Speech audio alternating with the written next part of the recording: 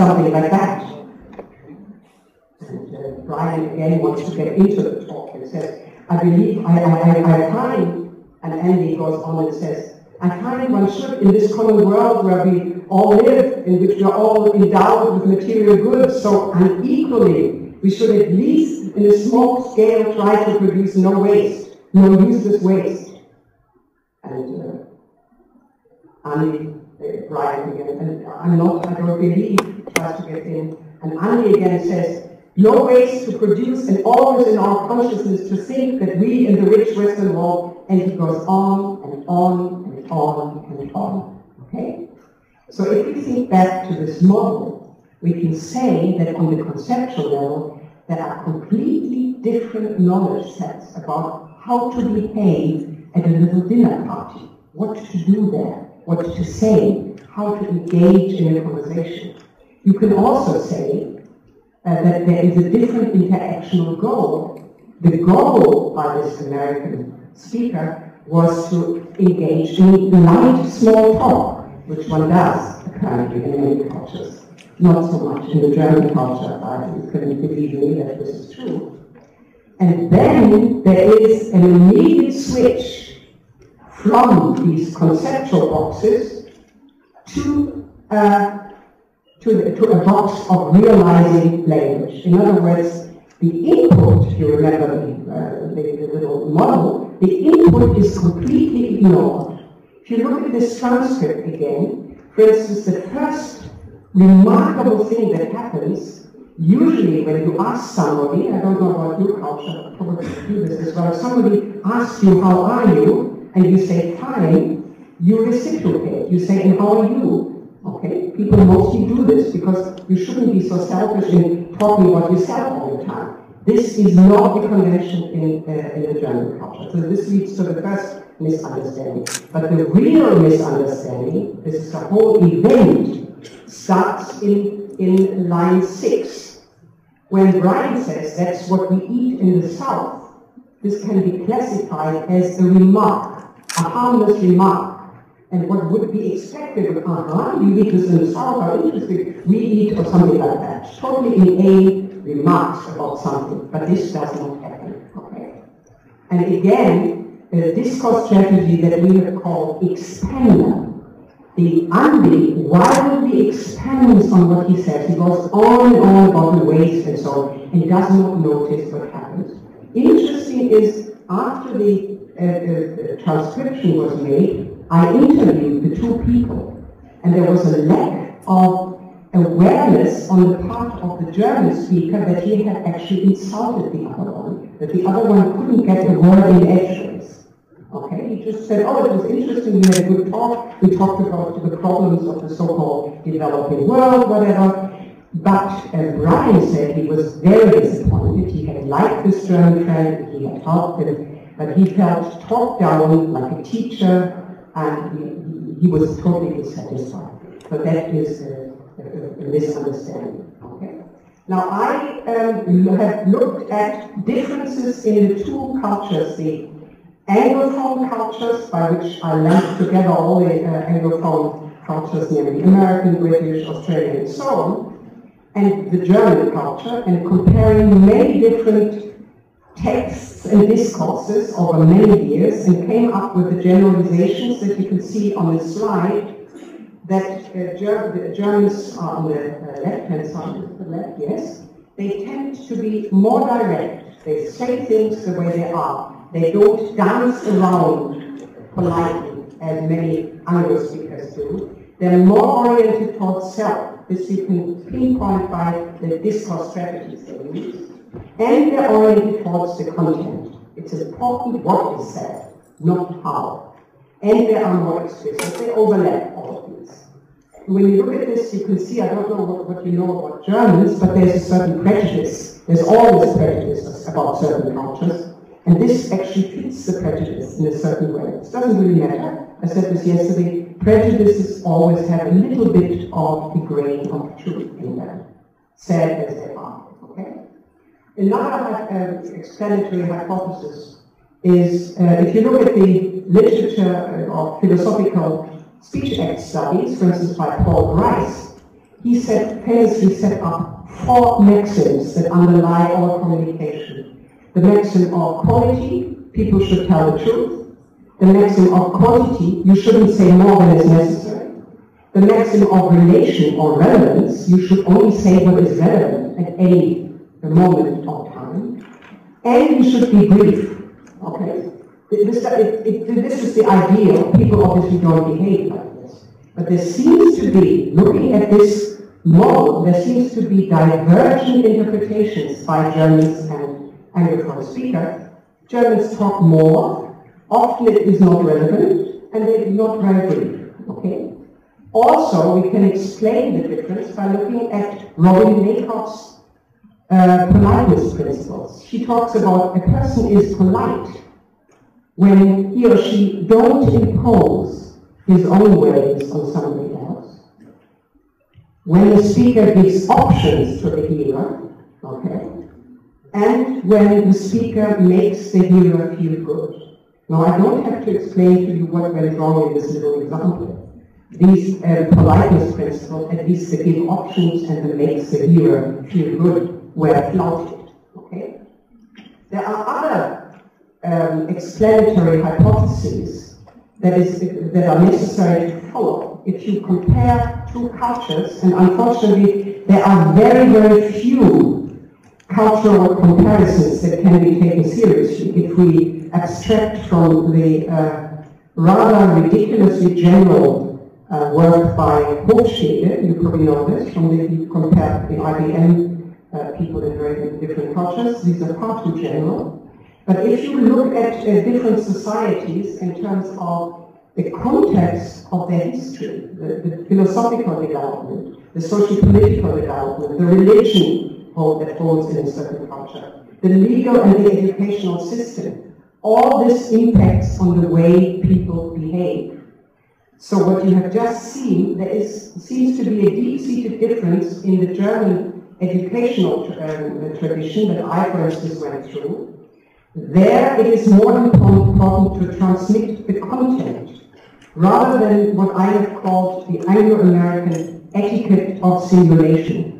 You know this, for instance, when you ask people, how are you? And people pretend to be interested in how you are, and you are supposed to also pretend that you're interested and so on. This is pretense, but it lubricates social interaction.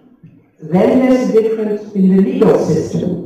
There's an interesting article by Pierre Legrand who claims that the legal systems in the cultures will never converge, that there's a fixed constitution. Now, most of the European countries, other than England, other than the United States, work with the law of precedent, where there's room for negotiation. And that, of course, has an impact. You know this from the TV stories that celebrate the juries or whatever they do.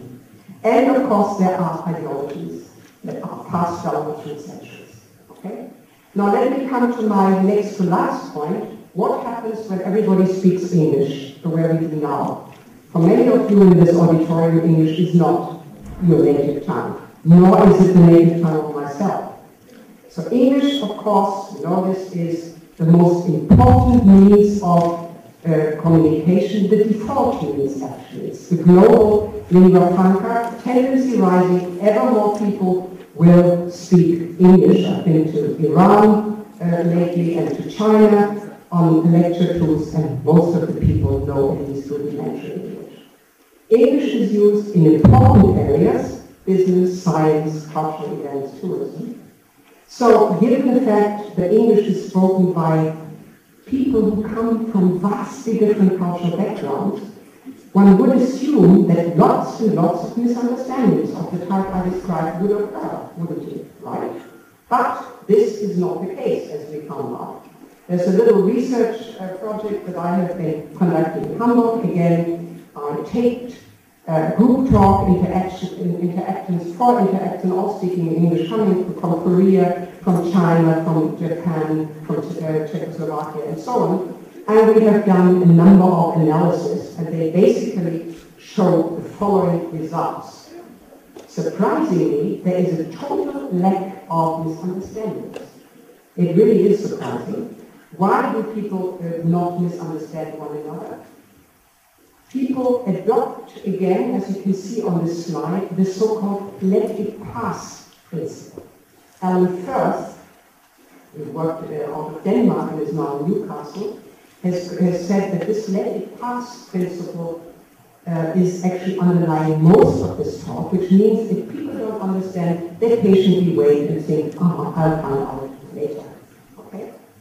So the speakers of English as a lingua franca go out of their way not to let misunderstandings happen, because they are aware of the precarious nature of this multicultural talk. They know this. They adapt. They try to normalize potential trouble sources. Whenever they feel that something is imminent, they help one another out. What they do, for instance, they use what I have called a represent, which means they just repeat what another person has said in order to gain time, to create coherence, and they use it as a meta-communicative procedure. This type of repetition, as you can see hereby, is very easy. The Chinese speaker way says, is easy, is very easy. He doesn't say it because he's too stupid to follow the first time, but he uses this to gain time. And this type of thing happens in teaching, instruction, and it happens in air traffic control talk, because it's very dangerous if people don't understand, a plane will crash. Okay? Another little example, the gambit or discourse marker, that you all know from American talk shows where teenagers use this a lot. They keep saying like that you know the whole time. In this English as a lingua franca talk, the you know is also used very frequently. It may annoy you I don't want to read this out to you, but it is used here strategically. From what, again, I interview people, it's again used to gain time, to structure one's own discourse, okay? Third point one can make is that when people notice that another person is unable to somehow finish what he or she said, they all chip in and collaborate or scaffold or co-construct. Here we have again the Chinese speaker who says, because the history of this development, our language in the very early period, and then he has a very long pause. 3 seconds is very long. Everybody will fidget if I pause for 3 seconds. So the Korean speaker, Joy, says, build up the basis, helping him. And he says, yes. To be a world language, she says again. And he says, yes. So they mastered this trouble source by joining forces. Okay? Now I'm coming to my last few remarks. What can one actually do to promote intercultural competence in speakers and to counteract communication failures? I have suggested some years ago that it is important to increase people's pragmatic fluency, which means they are fluent in what they say, they are fluent in politeness strategies, they are fluent in mastering obstacles, and gaps in their knowledge. It is important to reveal and counteract what one can call strategic misunderstanding and manipulative practices of deceitful talk. This is very important to get people to understand that much of the misunderstanding is deliberately produced, and this should be revealed. Just as intentionally confrontational talk that we know from politics, that should be unmasked and avoided. Okay? The 4 other points to avoid misunderstanding, I said this before, meaning in talk is never laid out clean and neat, it must be inferred. But inferences that people make in their brains, in their minds, are quick and automatic in spoken discourse. People just don't have the time. And thus often result in misunderstanding. To minimize these is to just slow down.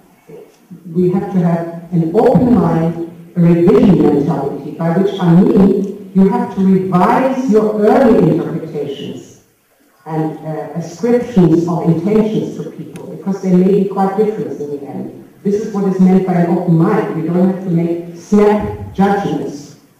You have to be willing to delay your interpretation as long as possible, so as to avoid premature judging or prejudice. Prejudice is premature judging. And we have to increase awareness of our own and others' intentions and needs by listening properly and not shutting out the input the way I showed you in this misunderstanding.